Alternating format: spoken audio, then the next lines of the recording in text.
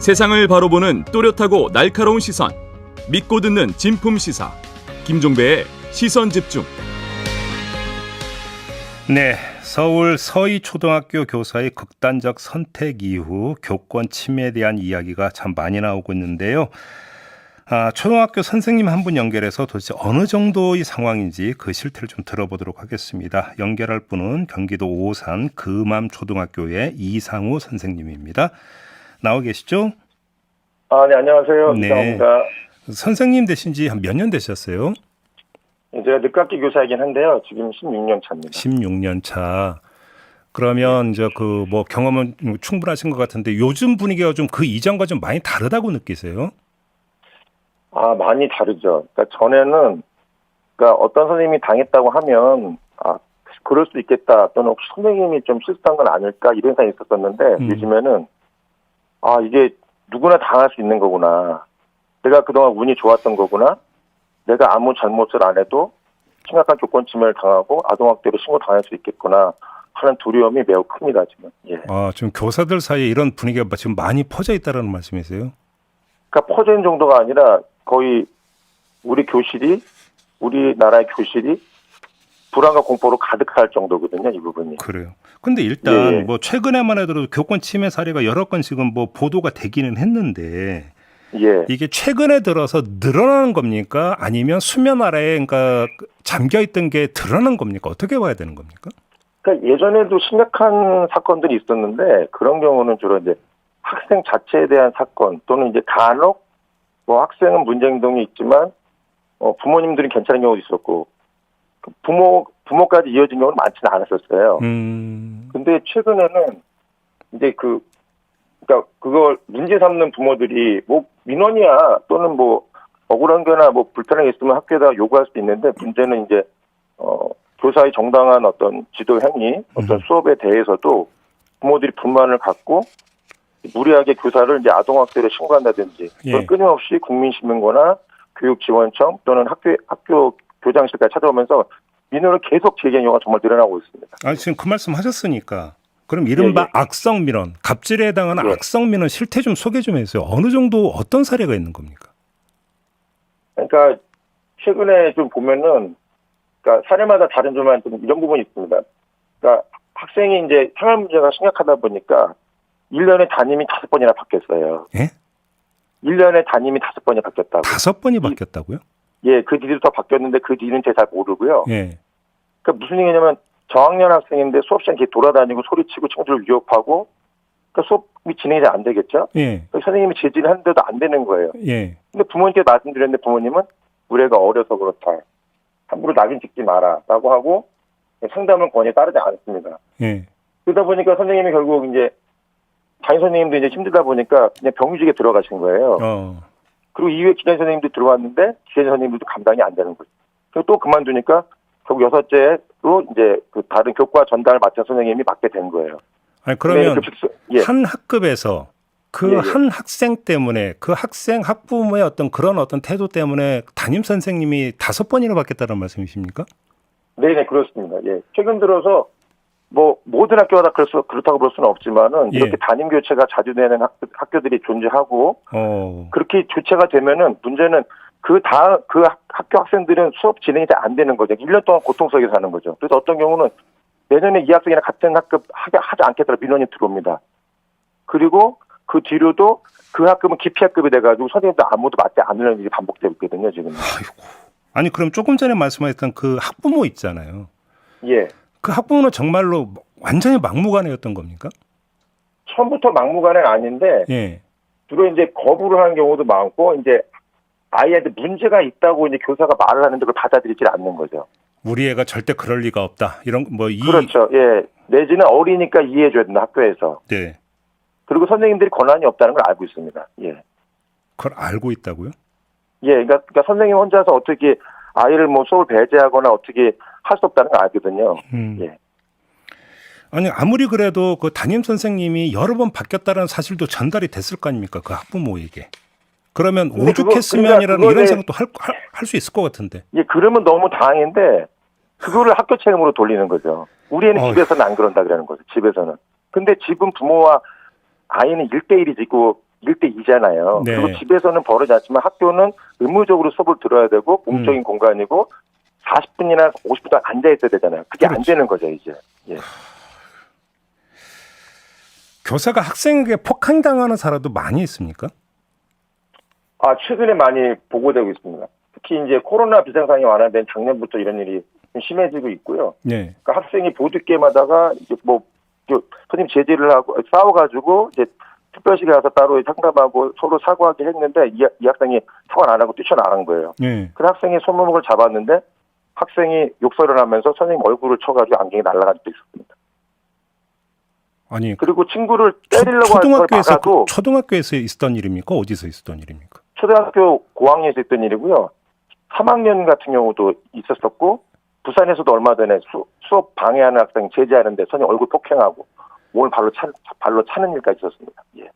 근데 코로나 이후에 심해졌다고 지금 말씀하시는데 코로나하고 무슨 연관성이 있는 거예요? 그러니까 코로나가 아무래도 그 아이들이 그 학교에 오지 않고 대면 관계가 적잖아요. 그렇죠.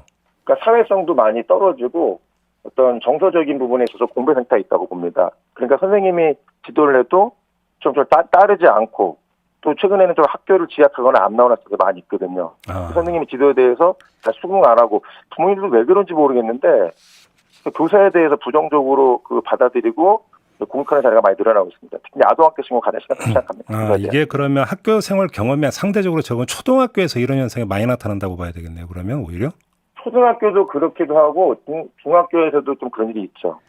중학교는 선생님을 이제 조롱한다든지 수업 방해 행동을 심하게 한다든지 지난번에 작년에 나왔지 않습니까? 누워가지고 휴대폰 보고 있고 다 그런 일도 있었었고요. 예.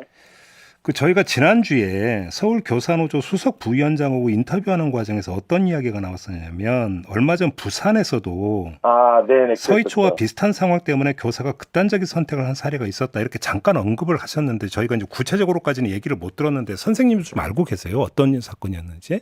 예, 이 사건이 저도 모르고 있다가 지난 3월에 MBC 피드첩에 보도가 되었었습니다. 나는 어떻게 아동학대 교사가 되었나 하는 부분이었었는데 그러니까 선생님이 학생들이 준비물을 이제 가져오라 했고 안 가져왔으면 돌아가면 쓰라고 했어요. 근데 한 학생이 손을 먼저 들었는데 자기 안 줬다고 친구에게 욕설을 한 거예요. 선생님이 생활지도를 목적으로 욕하나 이렇게 세워서 지도하고 교실 밖에 잠깐 나가 있게 하는데 이것이 문제가 된 거예요. 학부모는 다른 앞에서 우리 애를 혼낸 것도 정서적 학대고 나중에 반성문 쓰라는 것도 학대에 포함시켜가지고 국민신문고 민원 제기했는데 이거를 학교장이 선생님의 아동학대를 신고했습니다. 학교장이요? 예. 그래가지고 선생님이 가해자, 피해자 분리를 명목으로 담임교체가 되고 강제로 받은 휴가 중에서 유서를 남기고 극단적 선택을 한 일이 벌어지고 말았었습니다. 예. 교장 선생님이 이 선생님을 아동학대물 신고를 했다는 말씀이세요? 예, 맞습니다. 예. 바로 지금 그 지점인데 아이에게 그러니까 지도를 하면 아동학대로 그러니까 연결이 된다는데 이게 무슨 이야기입니까? 그러니까 문제는 뭐냐면은, 그러니까 학부모들이, 그러니까 선생님이 어떤 지도를 하고 정당한 행위를 해도 좀만 서운한 게 있거나 또는 우리 애가 학교폭력 가해자로 신고가 되거나 또는 교권 침해를 심하게 해서 수업방해 행동을 심하게 해서 교권보호위원회를 열라고 하면은 불이익을 막기 위해서 선생님의 아동학대를 먼저 신고하는 거죠. 지금 교권보호위원회가 거의 지금 제대로 이게 그 기능을 못 한다고 했는데 맞습니까? 그러니까 그나마 조금씩 나아지고 있는데 문제는 아동학대로 신고되는 순간 학교 교권부 열지 않습니다. 거의 유보가 됩니다, 그냥. 그래요? 근데 문제는 아동학대 이것이 밝혀지기까지는 적어도 3개월, 길면 1년 이상 걸리거든요, 지금요.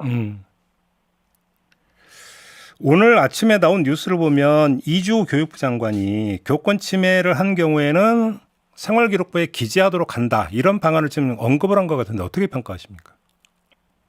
그러니까 잘못된 행동을 생기부에다 기재하려고 하는 의지는 좋지만 지금 학교폭력 예방법도 문제가 되는 것이 학교폭력 사실을 생기부에 기재하면서 그것이 오히려 학교가 민원의 전쟁터가 되고 선생님들이 교육할 때 위축되고 있거든요. 그렇죠. 그러니까 의지는 좋지만 정말 효과적인지 선생님 교권을 보호할 수 있는지 알아보고 해야지 무조건 교육부가 선생님을 보호할 수 있는 시스템 마련하지 않고 생기부만 기재하게 되면은 오히려 그 피해는 선생님들과 학생들이 고스란히 돌아올 거라 생각합니다. 그럼 학부모의 민원이 더 극심해질 수도 있는 거겠네요. 그러면? 그렇죠. 지금도 이미 정순신 사태가 증명하지 않았습니까? 예.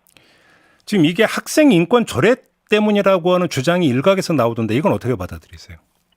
그 학생인권 조례라는 의견도 있는데 선생님들 사이에서도 이게 좀 이견이 좀 있어요. 근데 실제로 보시면은 학부모 민원 2015년도부터 증가했고 그리고 시도교육청마다 그럼 학생인권 조례가 그 없는 곳에서는 교권부가 높아야 되잖아요. 네. 근데 꼭 그렇지는 않거든요. 교권 침해가 또 그 학생인권 조례 있다고 그래서 교권 침해가 더 심한 건 아니고 큰 유의미한 차이는 없다고 지금 알고 있습니다. 학생 인권 조례가 없는 광역 시도도 있는 거죠, 그러니까. 예, 있습니다. 예. 그런데 거기라고 해서 교권 침해 사례가 적은 건 아니다, 이런 말씀이십니까? 예, 그렇습니다. 예, 그래서 오히려 학생인권이나 교권이 양쪽 다 교육권이 존중이 돼야지 잘 되는 것이지 어느 한쪽을 누르면 오히려 대립과 갈등만 커진다고 생각합니다. 예. 선생님께서 보시기에 그럼 해법은 어디서부터 찾아야 된다고 생각하세요? 우선 제가 보기에는 교장이 신고만 할 것이 아니라 선생님들을 위해서 정말 우선은 사안 조사라 됐으면 좋겠습니다. 사안 조사라도. 그리고 교권 침해 징후가 명확하고 수업 방향이 심하면 교장 선생님과 동학 선생님이 상담을 좀 도와주고 그 학생을 지도해야죠. 네. 그리고 지금 가장 큰 선생님들이 이 아동복지법이나 학교법 예법을 좋은 의도로 만들어졌는데 문제는 이것이 선생님의 교육활동을 위축시키고 다른 학생들이 오히려 고통에 빠진 일이 벌어지고 있습니다. 그래서 이제 아동복지법과 아동학대처벌법, 학교 예방법의 전면적인 개정이 필요하다고 생각합니다.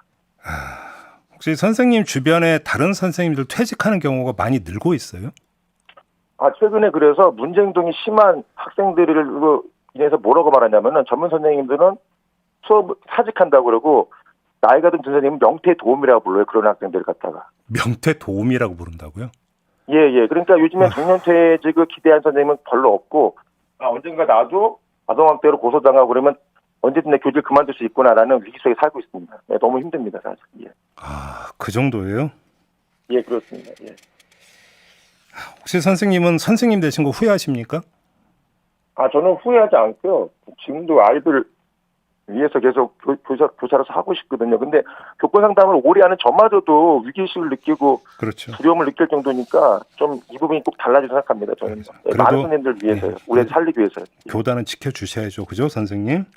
예, 그렇습니다. 선진국처럼 우리나라도 네. 정말 소방인도 심한 아이들이 배제가 됐으면 좋겠습니다. 예.